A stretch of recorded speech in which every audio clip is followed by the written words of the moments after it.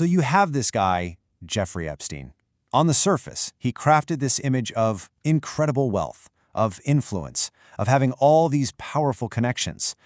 But behind the private jets and the fancy townhouses, a really dark story was starting to bubble up, one that would eventually shake the absolute highest echelons of power and raise a pretty tough question. And that, right there, is the central question we're tackling in this explainer. It's a story about absolutely damning evidence, a huge, sprawling investigation, and a legal deal so controversial it still sparks outrage to this day. You see, this whole thing didn't just explode onto the national scene with federal agents and splashy headlines. It started much more quietly, with the very first courageous voices who decided to come forward. To really get a grip on what happened, we need to follow the timeline. It all kicks off with these local reports in Florida, then it blows up into a major federal case, and then it takes this sharp, totally unexpected turn with a deal that would end up defining the entire saga. It all started with just a few individual complaints. Young women and girls in Palm Beach, Florida started reporting abuse. But these weren't just isolated incidents. They were the very first signs of a really disturbing pattern. And what's pretty incredible is that local police figured out really fast that there was a system at play here.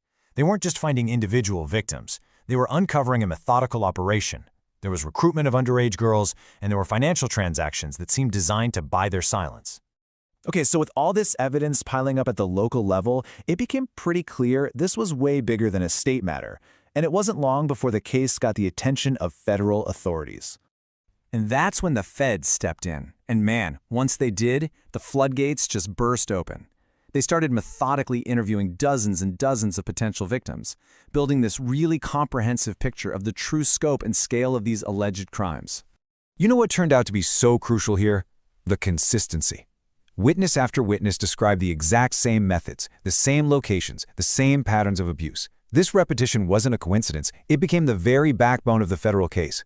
And we're not just talking about a handful of accusations. The sheer scale of what they were uncovering was, well, it was staggering. Federal agents had identified more than 50 potential victims. The case against Epstein was becoming absolutely overwhelming. So, you've got this mountain of evidence. You have dozens of victims. A conviction feels like a sure thing, right? But then, something happened that just brought the entire federal prosecution to a screeching halt. All right, before we go any further, it's really important to understand this key legal tool, a non-prosecution agreement, or an NPA. It's basically a deal to make a case go away. Prosecutors agree not to press charges, usually in exchange for something else.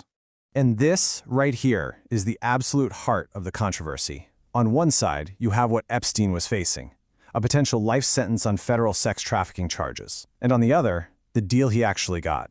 He pleaded guilty to a couple of minor state charges, served just 13 months with work release, and, this is critical, he got immunity for himself and his unnamed co-conspirators. And maybe the most critical part of all of this wasn't done out in the open. The agreement was negotiated behind closed doors, completely without the knowledge of the victims. And just like that, with a stroke of a pen, the entire multi-year federal investigation was just over. The case may have been closed, but the story was far from finished. The public reaction was immediate, and it was fierce.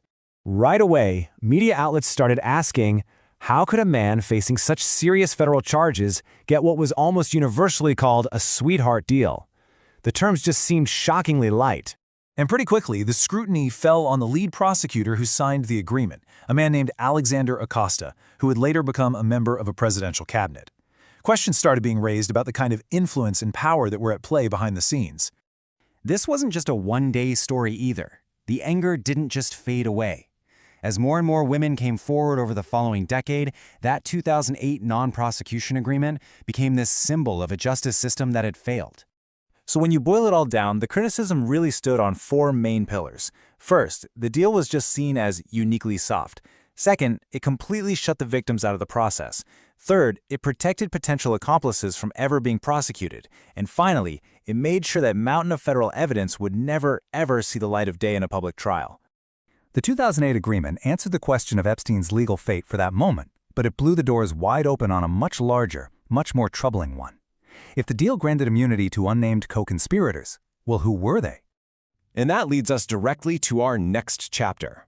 While the official investigation into Epstein's crimes was shuttered, the investigation into his powerful connections was really just getting started. Next time, we'll explore the secret network of associates that became one of the most debated aspects of this entire case.